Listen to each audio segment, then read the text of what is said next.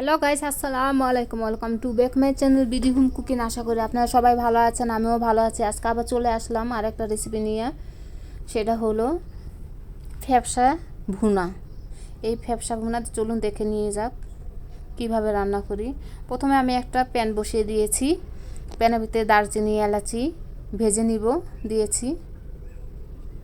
পেঁয়াজ কুচি করে রেখেছি সেটা দিয়ে দিব 1 কাপ।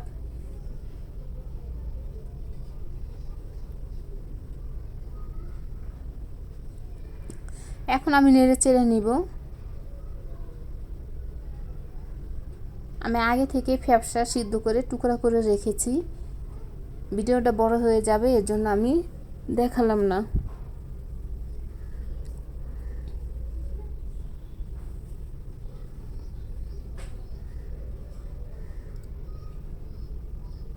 দেখুন হয়ে গিয়েছে। এখন আমি একে একে সব মশলাগুলো দিয়ে দিব। প্রথমে আমি দিব আদা রসুন বাটা 1.5 টেবিল চামচ,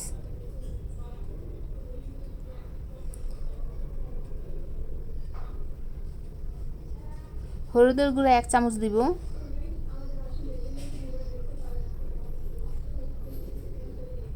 মরিচের গুঁড়া 1.5 টেবিল চামচ দিব, ধনিয়া গুঁড়া 1 চামচ দিব, স্বাদ মতন লবণ দিব, পানি দিব। কষানোর জন্য আমি পানি দিয়ে দিব।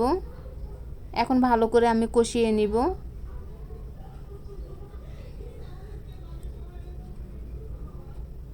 আমার কষানো হয়ে গিয়েছে।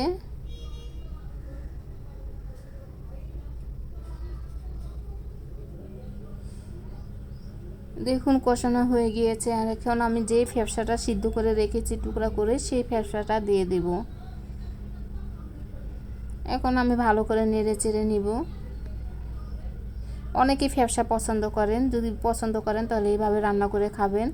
সামনে কুরবানি ঈদ। এখন আমি নেড়ে চেড়ে নিব ভালো করে, একটু নেড়ে চেড়ে নিব 10-5 মিনিটের মতন। পানি দিয়ে দিলাম।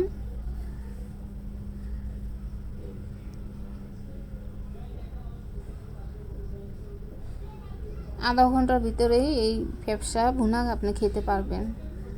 দেখুন বলক এসে গিয়েছে। এখন আমি নেড়ে চেড়ে কতক্ষণ নিব। এখন ঢাকনা দিয়ে ঢেকে দিব না।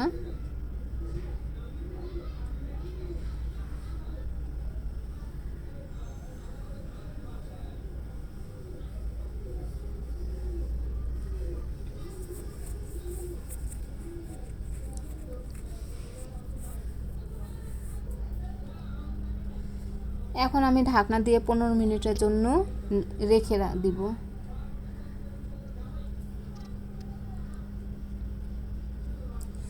আমার 15 মিনিটের পর আমি ফিরে আসলাম। একটু নেড়ে চেড়ে আবার ঢাকনা দিয়ে ঢেকে দিব। এখন আবার উঠিয়ে নিব। দেখুন হয়ে গিয়েছে আমার ফ্যাপসাটা। এখন কিছুক্ষণ আমি নেড়ে চেড়ে নামিয়ে নিব। দেখুন কি সুন্দর কালার হয়ে গিয়েছে। আমার ভুনাটা দেখতে কতটা সুন্দর হয়েছে। যতটা সুন্দর না হয়েছে খেতে তার চেয়েও বেশি ভালো লাগে। যদি ভালো লেগে থাকে লাইক কমেন্ট শেয়ার করবেন। আল্লাহ হাফেজ।